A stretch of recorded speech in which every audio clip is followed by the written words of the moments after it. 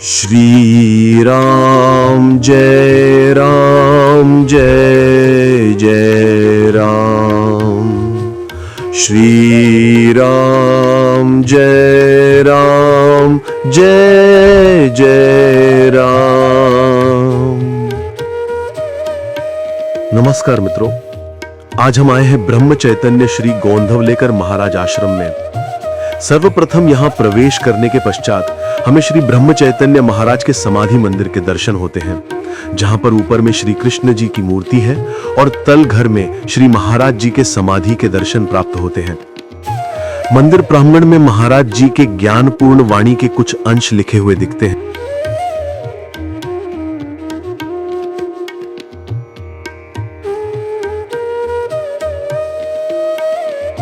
समाधि मंदिर में उनके स्वरूप के ही समान दिव्य अनुभूति होती है, जहां हम सकारात्मक ऊर्जा से परिपूर्ण हो जाते हैं और परम शांति का अनुभव कर पाते हैं। समाधि मंदिर के बगल में ही प्रवचन हॉल है, जहां के स्टेज पर महाराज जी और उनके श्री गुरुदेव जी के छायाचित्र रखे हुए हैं और मध्य में अद्भुत फोटो है, जिसे एक तरफ से देखने पर श्री समर्थ रामदास स्वामी दिखाई देते हैं, मध्य से महाराज जी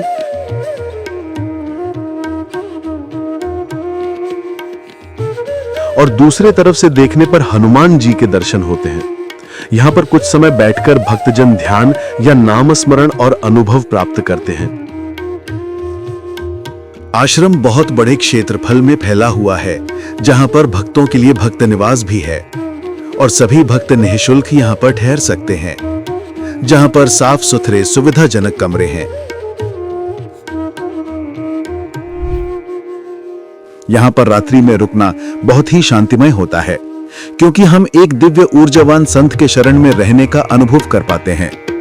सुबह की आरती और भजन कीर्तन में भाग लेना तो जैसे परम आनंद को प्राप्त करने जैसा है। आश्रम प्रांगण में ही बहुत बड़ा निःशुल्क प्रसादालय भी है, जहां पर सुबह 4:30 के काकड़ आरती के बाद से चाय, फिर दिन भर के खाने और नाश्ते की व्यवस्था होती है।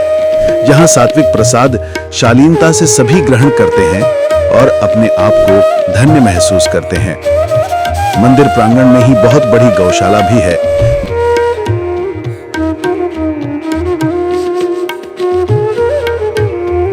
जहां पर सभी गौ माता के नाम लिखे हुए हैं। हर सुबह यहाँ पर गौ माता की भी पूजा होती है और भोग लगाया जाता है। यहाँ पर आने वाले श्रद्धालुओं के लिए रुकने खाने की व्यवस्था के साथ साथ बहुत बड़ी पार्किंग की भी व्यवस्था है। हर माह के पूर्णिमा के दिन यहाँ पर बहुत भीड़ होती है।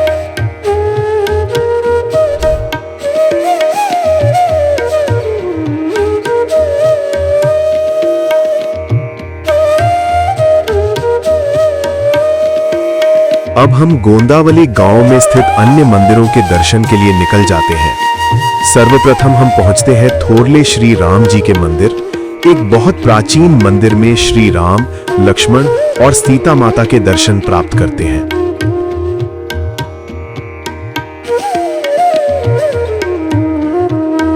उसी मंदिर में शिव जी का भी मंदिर है।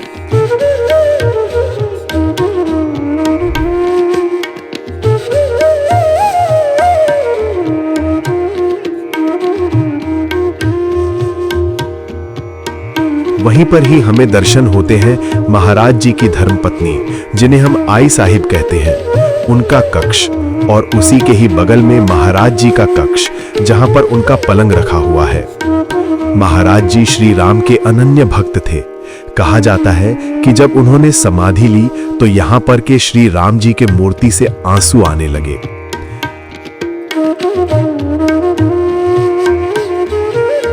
मंदिर के बगल के गलियों में है चैतन्य स्मारक, जहां महाराज जी के सभी निशानियों को संजोकर रखा गया है। वह प्रातः 10 बजे के बाद खुलता है, इसलिए हमें दर्शन नहीं हो पाए, पर सामने रखे महाराज जी के घोड़े की प्रतिकृति को देख पाए। यहीं पर ही महाराज जी का जन्म स्थान भी है।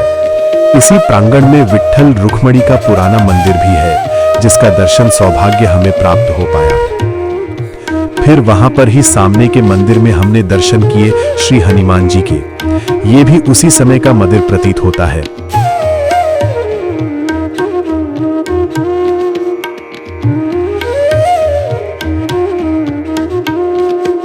फिर ग्राम की गलियों में भ्रमण करते हुए अन्य मंदिरों के भी दर्शन करते गए।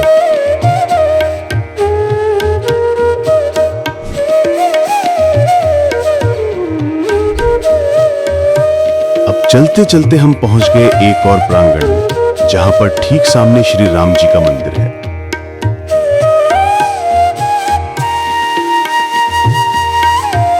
दोनों राम मंदिरों को बड़े राम और छोटे राम क्यों कहते हैं ये तो हमें पता नहीं चल पाया। यहाँ पर की मूर्ति का आकार छोटा है बड़े राम जी के मंदिर की मूर्ति से।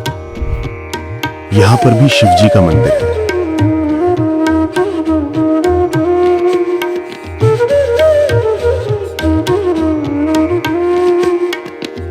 और यहीं पर रखी है महाराज जी की कुर्सी, जिस पर महाराज जी बैठा करते थे। यहाँ की सभी मंदिर महाराज जी के समय के हैं। इसी प्रांगण में दत्त मंदिर भी है, जिनके दर्शन के बाद हम एक ऐसे शनिदेव के मंदिर गए